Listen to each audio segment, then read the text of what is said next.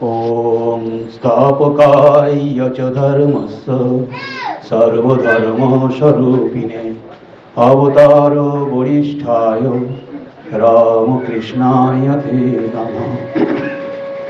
उपस्थित সুধীবৃন্দ ও আমার সামনে উপস্থিত শ্রীরামকৃষ্ণ ভক্তমণ্ডলী, প্রত্যেককে যথাযোগ্য সম্মান শ্রদ্ধা নমস্কার পূর্বক প্রথমেই কৃতজ্ঞতা জানাই উদ্যোক্তাদের, যাদের অক্লান্ত পরিশ্রমে আজ ৫৫-৫৬ বছর ধরে এই সংস্থার প্রদীপ জ্বলে আছে। আমরা জানি এই ব্যস্ত পৃথিবীতে ভোগবাদের পেছনে মানুষ ছুটছে, সেখানে ত্যাগীশ্বর ত্যাগের প্রতিমূর্তি শ্রীরামকৃষ্ণকে এখানে এই গ্রামের ভেতরে প্রতিষ্ঠা করে তাকে একটু স্মরণমনন করার চেষ্টা, যাদের উদ্যোগে এই স্মরণমনন করার চেষ্টা, আমি তাদের প্রত্যেককেই প্রথমে জানাই কৃতজ্ঞতা। এরপর একটু আমার সাধ্যমতো আমি আমার প্রাণের দেবতাকে স্মরণমনন করি। আজ সারা পৃথিবী অশান্ত হয়ে উঠেছে, তার মধ্যে একটা ভালো কাজ কিছু করতে গেলে যে কতটা অসম্ভব তা আমরা বুঝি।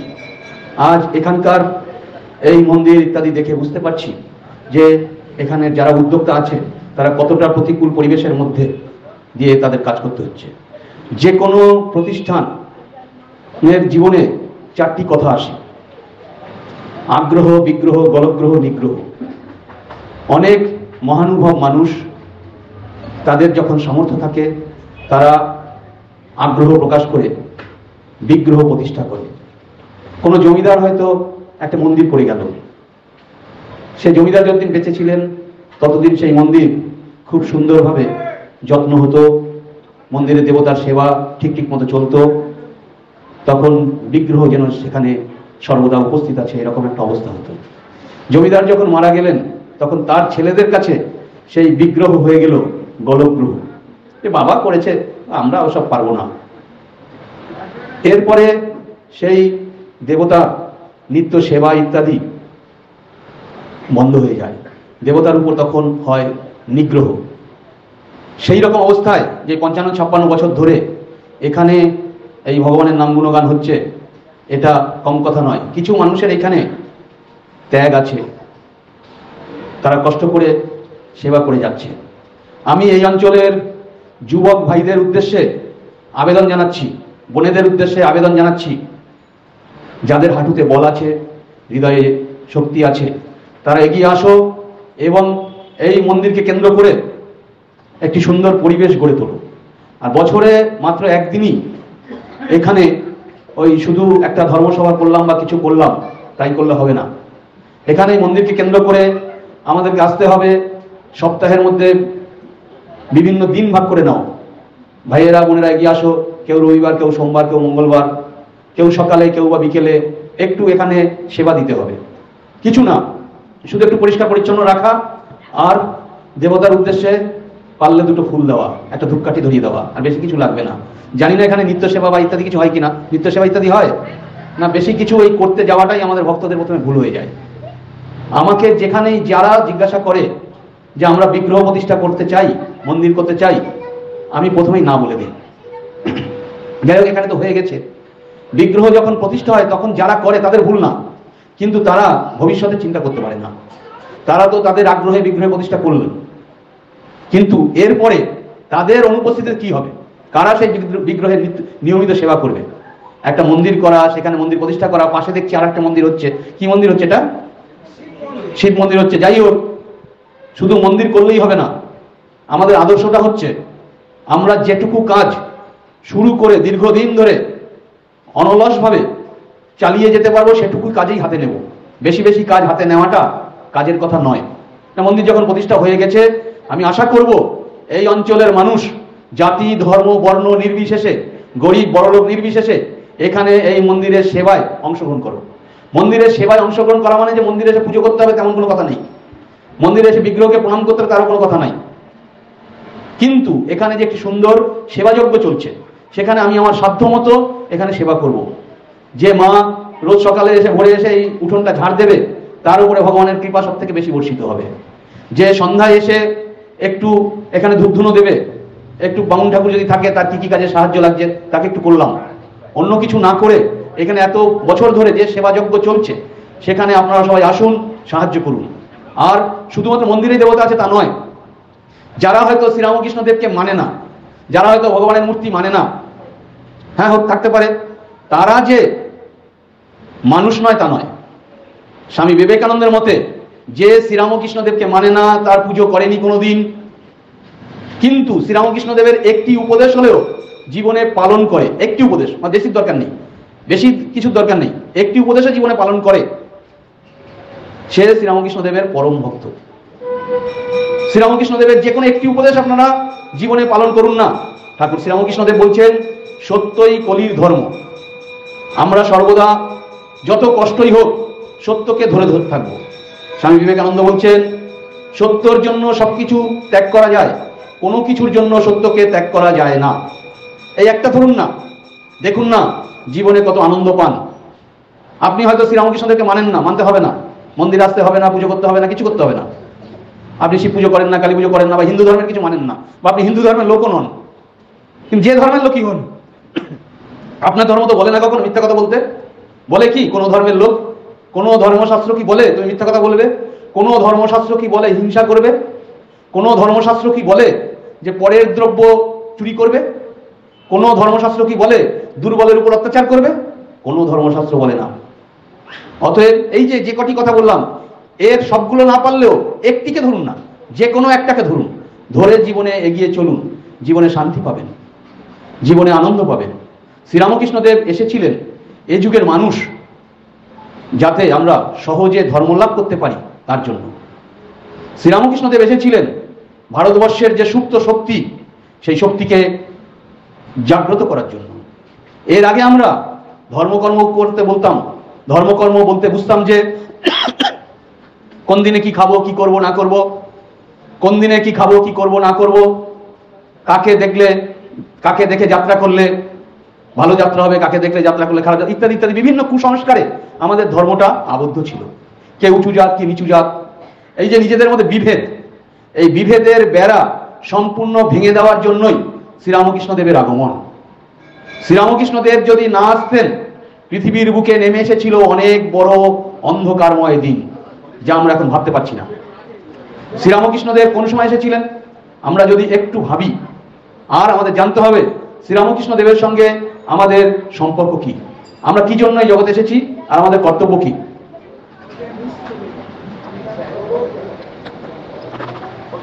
একটু ঢেকে রেখে দিন। আমাদের এই জগতে আসার কারণ কি, কি করতে আমরা এসেছি, আর শ্রীরামকৃষ্ণদেব আমাদের পরে কি দায়িত্ব দিয়েছেন, আর তিনি কোন সময় এসেছিলেন, কি করতে এসেছিলেন। আর শ্রীরামকৃষ্ণদেব বলতে কি শুধুমাত্র সেই যে দক্ষিণেশ্বরের পূজারী বামুন ছিলেন তিনি, তার স্থূল শরীর ত্যাগের পরে কি তিনি অদৃশ্য হয়ে গেলেন, না তিনি এখনো আছেন আমাদের মধ্যে, এইটি আমাদের বুঝতে হবে। এর আগে এই হিন্দু ধর্মকে রক্ষা করার জন্য, ভারতবর্ষের সনাতন ধর্মকে রক্ষা করার জন্য, ভারতীয় সংস্কৃতিকে রক্ষা করার জন্য শ্রী ভগবান আসেন ভগবান রাম রূপে, তারপর শ্রীকৃষ্ণ রূপে, বুদ্ধ রূপে, কখনো যিশু রূপে আসেন এই ধর্মকে রক্ষা করার জন্য। এরপরে আসেন শ্রী চৈতন্যদেব রূপে। শ্রী চৈতন্যদেব কখন এসেছিলেন? আজ থেকে 500 বছরের বেশি আগে, যখন এই নিরীহ হিন্দু সাধারণ ধর্ম পালন করার অধিকারটুকু হারাতে বসেছিল। সেই নিরীহ হিন্দু জাতিকে রক্ষা করার জন্য শ্রী চৈতন্যদেব এসেছিলেন। শ্রী চৈতন্যদেব যখন যদি তখন না আসতেন, তাহলে ভারতবর্ষের অর্ধেকের বেশি হিন্দু শেষ হয়ে যেত। শ্রী চৈতন্যদেব আসলেন আমাদেরকে রক্ষা করার জন্য। এরপরে মানুষ যত আরো বেশি তথাকথিত সভ্য হলো, বিজ্ঞানের আবিষ্কারে মানুষ যত আরো পরস্পর কাছাকাছি এলো, যখন সামান্য একটি ঘটনা আজ এখানে ঘটলেই সারা বিশ্বে ছড়িয়ে পড়বে, সে ভালো ঘটনা হোক খারাপ ঘটনা হোক, সেই সময় ভগবান বুঝলেন যে বিশ্বের মধ্যে সবচাইতে বড় বিপদ আসছে এই ধর্মে ধর্মে লড়াই, হানাহানি, এক ধর্ম আর এক ধর্মের সঙ্গে বৃথা লড়াইতে মেতে ওঠা এবং উঠে পরস্পর দ্বন্দ্বে মেতে ওঠা। আজ পর্যন্ত পৃথিবীতে যত মানুষ এই ধর্মে ধর্মে লড়াইতে মারা গেছে, আর কোনো কিছুতে মরেনি। কিন্তু মূর্খ মানুষ আমরা জানি না, আমরা যাকে ঈশ্বর বলি বা ভগবান বলি বা শিব বলি বা কালী বলি বা বিষ্ণু বলি বা যাকে আল্লাহ বলি, গড বলি, আসলে তিনি একই, দুই কিছু নেই। এক তিনি, যাকে আমরা নিরাকার রূপে ভাবি, যাকে বা আমরা সাকার রূপে ভাবি, সবই তিনি। তিনি কে? তিনি হচ্ছেন এই সৃষ্টি চরাচরের মালিক, যার ইঙ্গিতে এই সৃষ্টি চলছে, যার ইঙ্গিতে অনাদিকাল ধরে এই সৃষ্টি চলছে, যার ইঙ্গিতে আবার একদিন আমরা যদি মানুষ তার সৃষ্টির প্রতি শ্রদ্ধা না রাখি, তাহলে আবার একদিন এই সৃষ্টি লয় হয়ে যাবে। তিনি একজনই। তাকে কেউ ভগবান বলে ডাকতে পারি, কাকে ঈশ্বর বলে ডাকতে পারি, গড বলে ডাকতে পারি, আল্লাহ বলে ডাকতে পারি, যা বলেই ডাকি না কেন, তিনি একজনই। এটা আমাদের শাস্ত্রে, বেদে, উপনিষদে ছিল। ঋগ্বেদে বলছে হাজার হাজার বছর আগে, কত হাজার বছর আগে কেউ বলতে পারে না, এত হাজার বছর আগে ঋগ্বেদে বলে গেছেন, একং সদ বিপ্রা বহুধা বদন্তি, এক সেই সদ্বস্তু, ঈশ্বর এক। আমরা মানুষ তাদের জ্ঞানের বিভিন্নতার জন্য, ভাষার বিভিন্নতার জন্য, ভৌগোলিক অঞ্চলের বিভিন্নতার জন্য তাকে ভিন্ন ভিন্ন নামে ডাকি, কিন্তু আসলে তিনি এক। এই জ্ঞান, এই বেদান্তের জ্ঞান হারিয়ে যেতে বসেছিল। সেই জ্ঞানকে আবার আমাদের ঘরে ঘরে পৌঁছে দিলেন শ্রীরামকৃষ্ণ দেব সহজ ভাষায়। তিনি বললেন, যত মত তত পথ, কালী খ্রিস্ট আল্লাহ তিনে এক, একে তিন। তিনি আরো সহজভাবে বলেন, আমরা যাতে বুঝতে পারি, যেমন একটি পুকুর, এক পুকুরের 4টি ঘাট, 4 ঘাট দিয়ে 4 জন জল নিচ্ছে। যখন জিজ্ঞাসা করা হচ্ছে তুমি কি নিচ্ছ, একজন বলছেন আমি জল নিচ্ছি, আর একজন বলছেন আমি পানি নিচ্ছি, আর একজন বলছেন আমি অ্যাকোয়া নিচ্ছি, আর একজন বলছেন আমি ওয়াটার নিচ্ছি, কিন্তু আসলে সেই একই জিনিসই নিচ্ছে।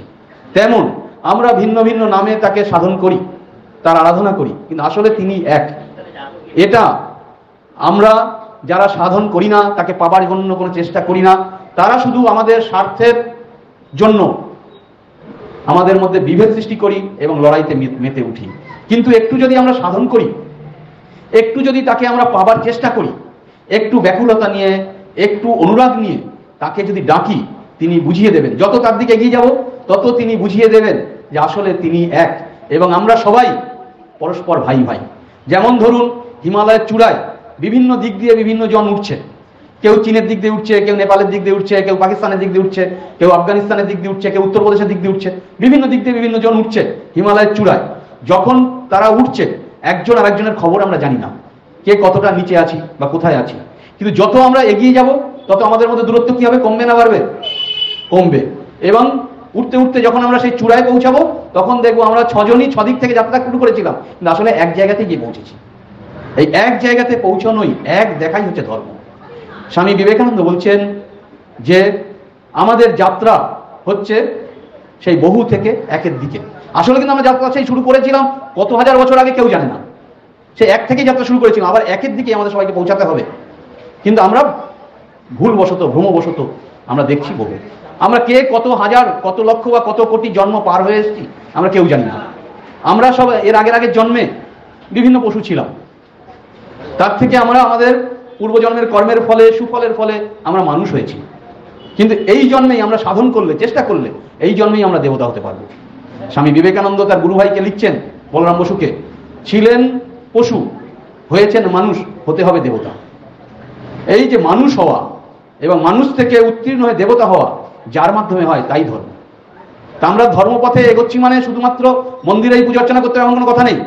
আমরা জীবনে যে কোনো কমপক্ষে একটি আদর্শকেও যদি আমরা ধরি, এবং সেই একটি আদর্শে আমার নিষ্ঠা থাকে, এবং সেই একটি আদর্শকে আমার জীবনে প্রতিফলিত করার চেষ্টা করি, জীবনটাকে সেদিকে চালিত করি, তাহলেই আমি ধর্মপথে এগোচ্ছি। বেশি কিছু করতে হবে না। আমি মন্দিরে নাও যেতে পারি, আমি হয়তো বিজ্ঞান সাধনা করছি, কিন্তু বিজ্ঞান সাধনার মাধ্যমে আমার যদি উদ্দেশ্য থাকে এই পৃথিবীর মানুষের যে এত কষ্ট দুঃখ, তার থেকে বাঁচার আমি একটা উপায় বার করব, তাহলে আমি ওই মন্দিরে যে পুজো করছে তার থেকে বেশি ভগবানের ভক্ত। আমি যদি সৎ পথে জীবনযাপন করে ওই জমিতে হয়তো চাষ করি, কিন্তু সকাল সন্ধ্যা 2 বার ভগবানের নাম করি, আর কিছু করতে পারি না, আর আমার সংসারের মানুষগুলোকে আমি নীরবে তাদের প্রতি কর্তব্য পালন করি, আমি ভগবানের ভক্ত। যদি আমার মধ্যে মনুষ্যত্ব থাকে, তাহলেই আমি ভগবানের ভক্ত। ঠাকুর বলছেন, মানুষ হচ্ছে সে যার মধ্যে মান আছে আর হুঁশ আছে। মান অর্থাৎ আমি মানুষ, আমাকে যে কোনো কাজ করলে মানায় না, আমাকে যে কোনো কাজ করলে মানায় না। আমি যে কাজটি করব, আমাকে দেখে আমার থেকে যারা ছোটরা আছে, আমার উত্তরসূরি যারা আছে, তারা আমাকে দেখে শিখবে। এই মান যার আছে সেই হচ্ছে মানুষ। আর যার হুঁশ আছে, হুঁশ কি? আমি সেই ঈশ্বরের কাছ থেকে এসেছি, আবার আমাকে ঈশ্বরের কাছে পৌঁছে যেতে হবে। অনেক কষ্টে এই মানুষ জন্ম পেয়েছি এবং এই মানুষ জন্মকে সফল করে আমাকে এই জন্মেই ভগবান লাভ করতে হবে। ভগবান লাভ করা মানে কি? ভগবান লাভ করা মানে হচ্ছে এই যে আমাদের দুঃখময় পৃথিবীতে আমরা আসছি, বারবার ঘুরে ফিরে আসছি, পুনরপি জননম পুনরপি জননী জঠরে শয়নম, সেই মায়ের গর্ভে আবার জন্মগ্রহণ করছি, আবার নানান রকম সুখ দুঃখের মধ্যে দিয়ে একটা অভিজ্ঞতা লাভ করে শেষে বৃদ্ধ বয়সে সকলের ঝাঁটা লাথি খেয়ে সমাজের একটি আপদ হয়ে, যখন আমার আশেপাশে সব মনে করে যে আপদ মরলে বাঁচি, তারপরে একদিন অনেক কষ্টে জীবন ত্যাগ করছি। কিন্তু এই একটা জীবন ত্যাগ করা মানে মৃত্যু হয়ে যাওয়া মানে বেঁচে যাওয়া নয়। আমি যদি মৃত্যুর আগে, শ্রীমা সারদা দেবী বলছেন যে মৃত্যুর আগে কেউ যদি একটুকু সামান্য সন্দেশ খাবারও বাসনা থাকে, ওই সন্দেশটুকু খাবার জন্য তাকে আবার আসতে হবে। তাহলে আমাদের লক্ষ্য কি? আমাদের এই জন্যেই আমাদের প্রত্যেককে বাসনা ত্যাগ করতে হবে, নির্বাসনা লাভ করতে হবে। নির্বাসনা লাভ করতে পারলে এই জীবনেই মুক্ত হয়ে যাব, আর এই দুঃখে ভরা পৃথিবীতে আসতে হবে না। বলছেন মাকে একজন জিজ্ঞাসা করছেন, শ্রীমা সারদা দেবীকে একজন জিজ্ঞাসা করছেন যে মা, কাশিতে মরলে কি মুক্তি? মা বললেন, কাশিতে মরলে তো মুক্তি, ঠাকুর যখন বলেছেন, কিন্তু বাবা নির্বাসনা লাভ করতে হবে। কাশিতে মরো, কিন্তু তোমাকে নির্বাসনা লাভ করিয়ে নিতে হবে। আর কাশিতেই যে আমাদের সবাইকে মরতে হবে, কাশি যেতে হবে মরবার জন্য তা নয়। আমি যেখানে পড়েই মরি না কেন, যেখানেই থাকি না কেন, আমি যদি নির্বাসনা লাভ করি মৃত্যুর আগে, তাহলেই আমি এই জীবনেই ভগবান লাভ করতে পারব। এই নির্বাসনা লাভ করতেই আমাদের ধর্মের উপযোগিতা। আমি কিভাবে নির্বাসনা লাভ করতে পারবো? ঠাকুর শ্রীরামকৃষ্ণ দেবকে, শ্রীমা সারদা দেবীকে, স্বামী বিবেকানন্দকে যদি ধরি, ঠিক মতো ধরতে পারি, আদর্শ হিসেবে ধরতে পারি, এ জীবনেই ওনারা করিয়ে নেবেন। এ জীবনেই আমরা অনেকটা নির্বাসনা লাভ করতে পারবো এবং অনেকটাই তাদের দিকে এগিয়ে যেতে পারবো। তবে এই নির্বাসনা লাভ হঠাৎ করে হয় না, হঠাৎ করে হয় না। আমরা সামান্য একটা ঘুড়ি বা লাটাই বা সামান্য দুটো কাচের গুলি, তাও ত্যাগ করতে পারি না। আর এই জগতের বাসনা ত্যাগ করা অত সোজা? একজন বড় যোগী ছিলেন, সেই যোগী খুব সাধন ভজন করতেন। তা সেই যোগীর যখন মৃত্যুর সময় আসলো, তখন তার যে শিষ্য দেখলেন যে ধ্যানে বসে দেখলেন যে আমার গুরুদেব দেহত্যাগ করলেন, কিন্তু এখনো তার শ্বাসবায়ু বেরিয়ে যাচ্ছে না, দেহত্যাগ করার মতো সময় এসছে, শ্বাসবায়ু বেরিয়ে যাচ্ছে না, কিছু একটা তাহলে নিশ্চয়ই তার মধ্যে বাসনা আছে। তিনি তখন দেখলেন যে গুরুদেবের চোখটা কোন দিকে আছে। দেখলেন দূরে যে আম গাছে একটি মাত্র আম ঝুলছে, পাকা আম, গুরুদেব ওই দিকে তাকিয়ে আছে। তখন এই দেখতে দেখতে গুরুদেবের শরীর চলে গেল। সঙ্গে সঙ্গে সেই শিষ্য বুঝলেন তাহলে ব্যাপারটা কি। উনি তাড়াতাড়ি করে সেই আম গাছে উঠে আমটা পেরে আমটাকে ফাটিয়ে দেখলেন তার মধ্যে তক্ষুনি একটা ছোট্ট পোকার জন্ম হয়েছে। উনি যেই সেই পোকাটাকে মেরে ফেললেন, অমনি সেই গুরুদেব মুক্ত হয়ে গেলেন। অর্থাৎ ওই অত বড় সাধক, তিনি মৃত্যুর আগে তার ওই আমটা দেখে ওই আমটা খাবার ইচ্ছা হয়েছিল, তাই উনি প্রাণ ত্যাগ করে সঙ্গে সঙ্গে আবার জন্ম নিয়ে ওই পোকা হয়ে গেছেন এবং পোকাটাকে মারার পরে তিনি মুক্ত হয়েছেন। এই হচ্ছে বাসনা।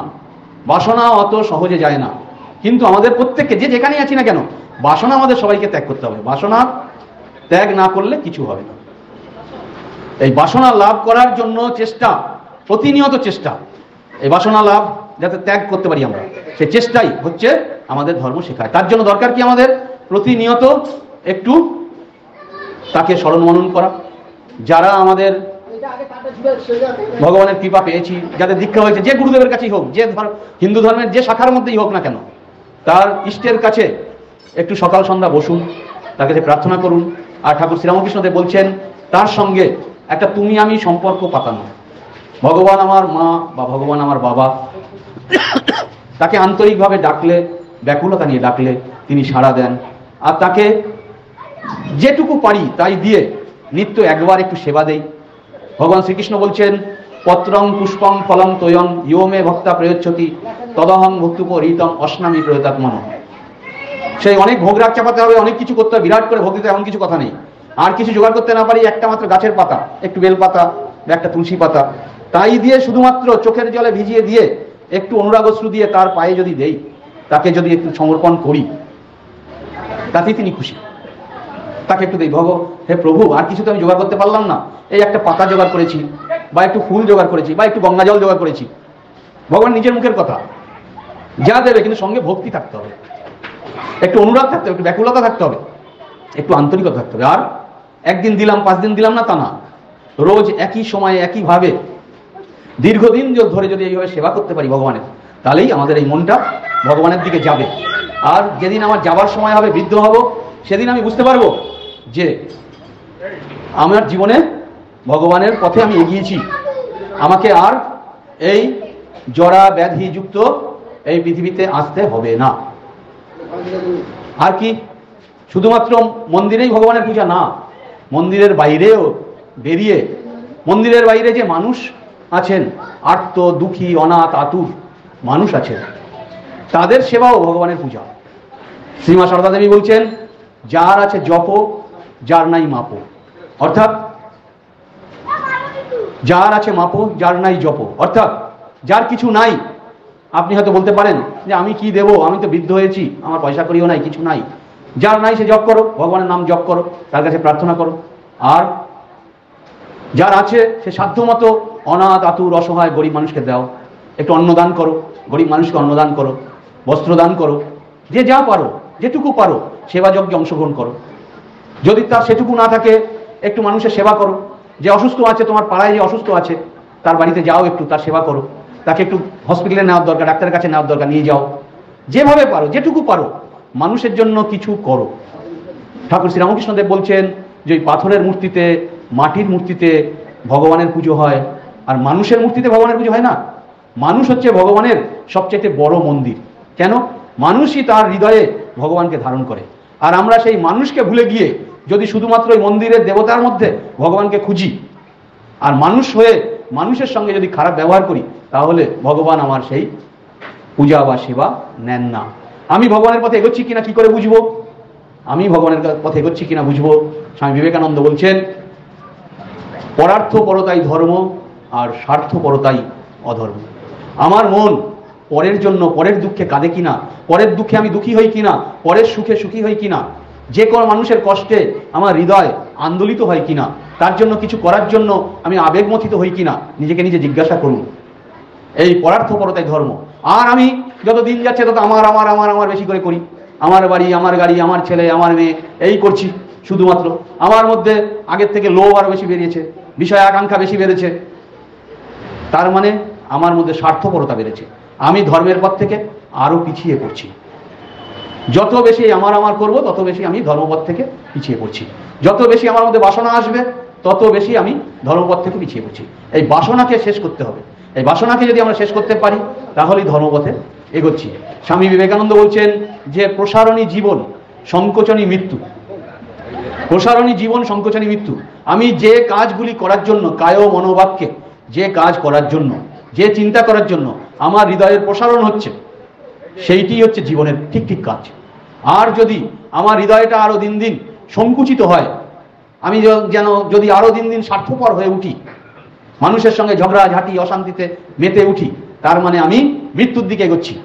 আমার বাঁচবার উপায় নেই, মরবো, শরীরটা যাবে, আবার ওই হয়তো এরকম কীট পতঙ্গ, কুকুর বিড়াল ইত্যাদি বিভিন্ন হয়ে জন্মগ্রহণ করতে হবে, আবার সেই কত লক্ষ কত কোটি জন্ম যে ঘুরে ঘুরে আসতে হবে, তার কোনো ঠিক নেই।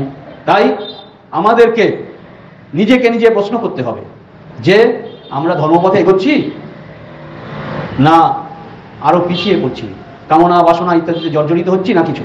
আমি যদি সারাদিন একটু মানুষের জন্য কিছু না করি, শুধুমাত্র নিজের জন্যই করি, সারাদিন যদি ঝগড়াঝাঁটি অশান্তিতে মেতে উঠি, আর সন্ধ্যার পরে আমি জপ করতে বসি, আমার কি জপে মন বসবে? বসবে না। তাই শুধুমাত্র সন্ধ্যার পরে জপ করতে বসাটাই ধর্ম নয়, ধর্মজীবন নয়। আমার সারাদিনের প্রত্যেকটা কর্মই হচ্ছে ওই ধর্মজীবনের কর্মের অন্তর্গত। আমি সারাদিন যদি প্রতিটা মানুষের সঙ্গে ভালো ব্যবহার করি, আমার কর্তব্য কর্মগুলো ঠিক ঠিক করে করি, তাহলেই ভগবান আমার কথা শুনবেন এবং আমি সন্ধ্যার পরে জপ করতে বসে ঠিকভাবে জপ করতে পারবো। আর যদি আমি মানুষের জন্য না ভাবি, মানুষের দুঃখে কষ্টে এগিয়ে না যে শুধুমাত্র নিজের মুক্তির কথা চিন্তা করি, স্বামী বিবেকানন্দ বলছেন তোর কোনোদিন মুক্তি হবে না। তাই মানুষের জন্য ভাবতে হবে, মানুষের জন্য কিছু করতে হবে। কেউ হয়তো সে খুব জপ করে, রাত্রি 3টের সময় উঠে রোজ জপ করে, এবার তার পাশের ঘরে একদিনকে সে বুঝতে পারছে যে শাশুড়ি মা অসুস্থ হয়েছে, বমি করছে। সে কি করলো, সেদিনকে উঠে আমার জপের ক্ষতি হবে, তাই সে ঘরের লাইটও জ্বাললো না, অন্ধকারে বসে বসে সে জপ করছে। ওদিকে শাশুড়ি মা মরে মরে অবস্থা। এটা ধর্ম নয়, তোমার ওতে মুক্তি লাভ হবে না। তোমার তখন প্রথম কর্ম হচ্ছে যে অসুস্থ তার সেবা করা, ওর মাধ্যমেই তোমার মুক্তি লাভ হবে। স্বামী বিবেকানন্দ বলছেন, যার যেটি আশু প্রয়োজন তাকে সেইটি দান করাই হচ্ছে ধর্ম, ধর্মদান। কেউ হয়তো গরিব মানুষ, দুটো ভাত পাচ্ছে না, না খেয়ে আছে, তাকে আপনি ডেকে বললেন এসো তোমাকে গীতা পাঠ করে শোনাই, তোমাকে চণ্ডী পাঠ করে শোনাই, তোমার একটু ধর্ম লাভ হবে না। স্বামী বিবেকানন্দ বলছেন যে বুভুক্ষু মানুষকে দুটো খেতে না দিয়ে তাকে ধর্মের কথা শোনানো মানে হচ্ছে মানবতার অপমান।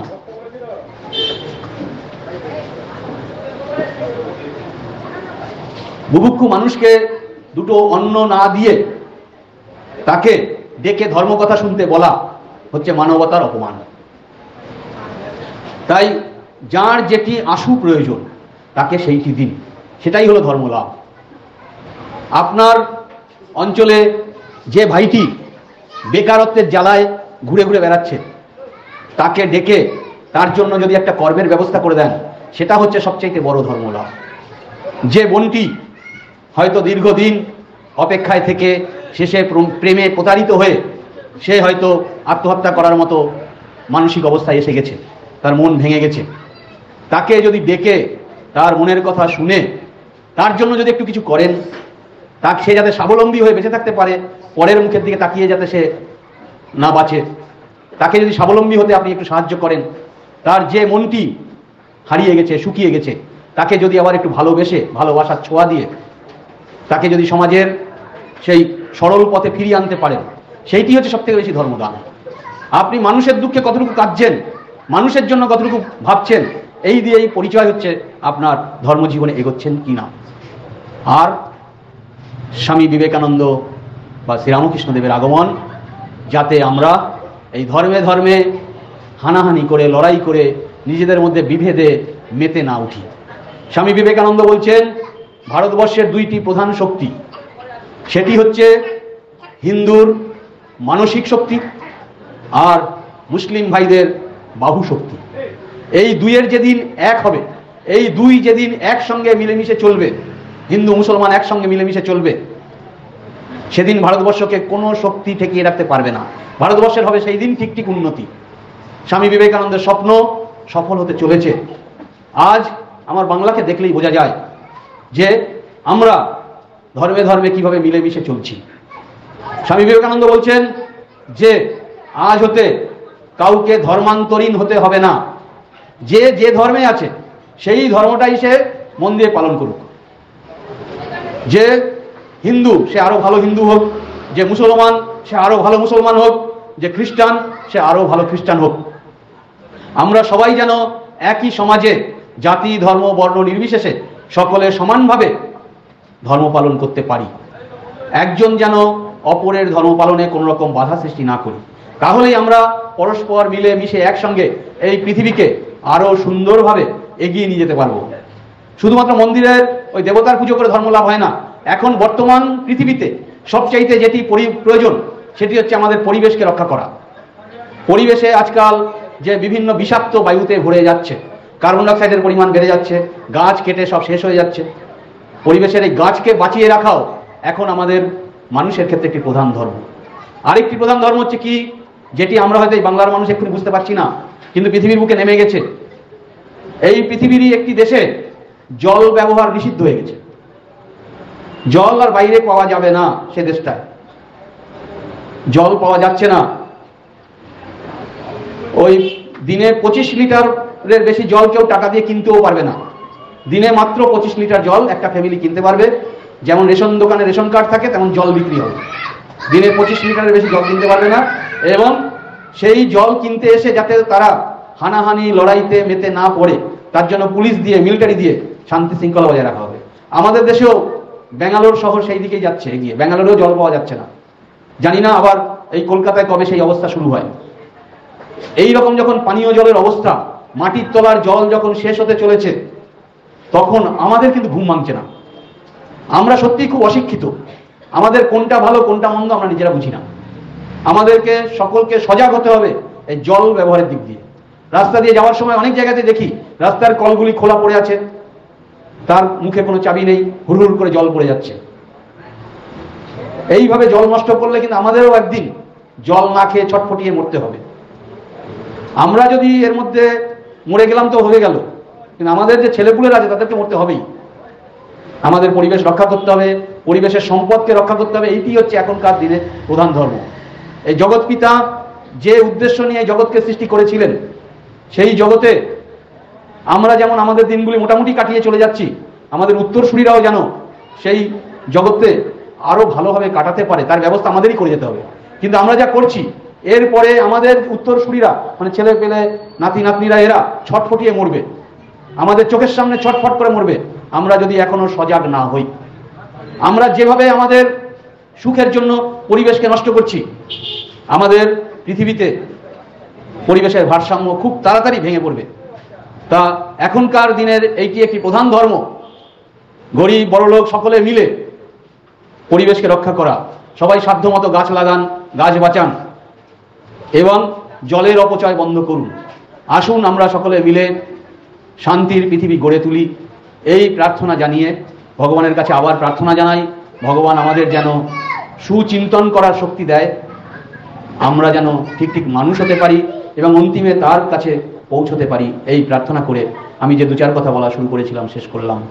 ওম শান্তি শান্তি শান্তি, হরি ওম তৎসৎ। শ্রীরামকৃষ্ণার্পণমস্তু।